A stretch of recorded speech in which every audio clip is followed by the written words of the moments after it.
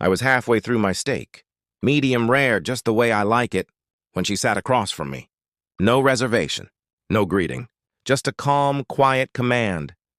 Keep eating or I'll have to make a scene. She smiled like we were old friends, but her eyes didn't smile. They studied me, sharp and calculating, and strangely, I wasn't surprised. Not after the day I'd had, not after the silence from the people who promised me a celebration. My wife, my children, all smiles and whispers for weeks. "We have something special for you this year," they said.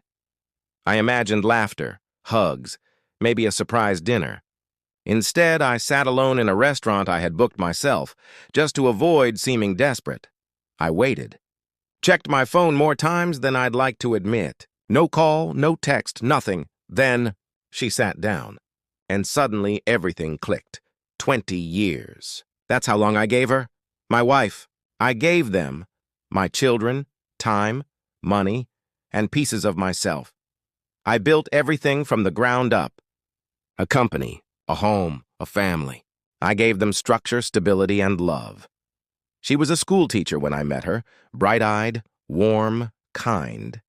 I thought I'd found someone who saw me, not the business, not the title, me. She once said she loved how grounded I was, how I never needed the spotlight.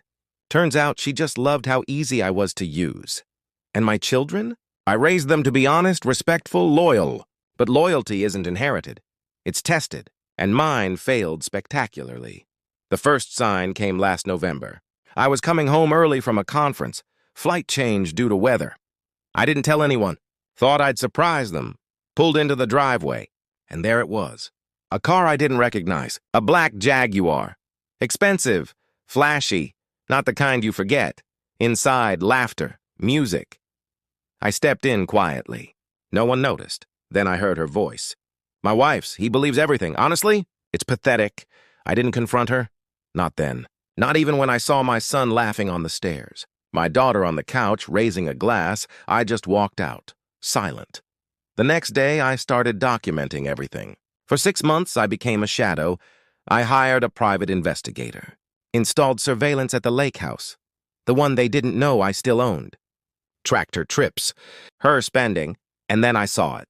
The woman I once loved, siphoning funds into secret accounts, gifts to a man named Daniel, a name I'd never heard before.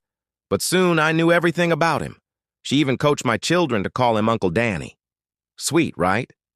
She changed her will too. Left everything to the kids, but under Daniel's guardianship. A smoother version of me without the backbone. A con man in a nice suit. They thought I was blind. They mistook patience for ignorance. So I smiled through Christmas. Bought gifts. Kissed her forehead. Called my children every Sunday. Meanwhile, I was moving my assets offshore. I rewrote my will. Sold the company to a rival she hated, under a shell corporation. Then, I called my lawyer. We drafted documents that wouldn't make noise. Until the perfect moment, I recorded conversations, collected emails, screenshots, even found the draft for the divorce petition she never sent. Apparently, my birthday was supposed to be that moment, so I let her have it.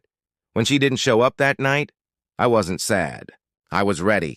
The woman sitting across from me in that restaurant, her name was Elise, corporate fraud investigator, former FBI.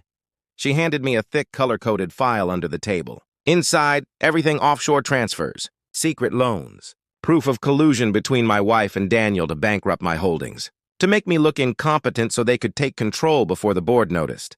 They even tried to convince my kids I had early-stage dementia. Elise had recordings. "Ready to go public?" she asked.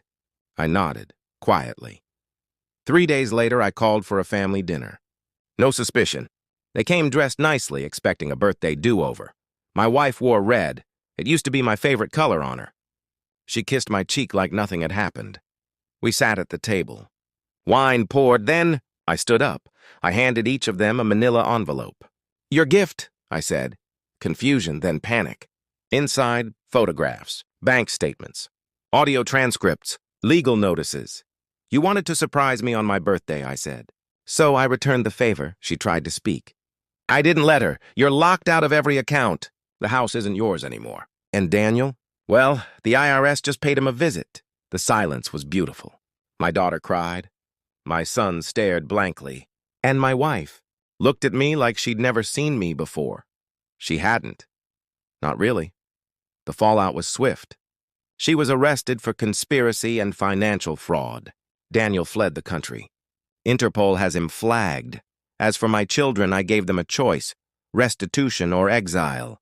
They chose exile. I didn't look back. Now I wake up alone, in a smaller house, quieter, but honest.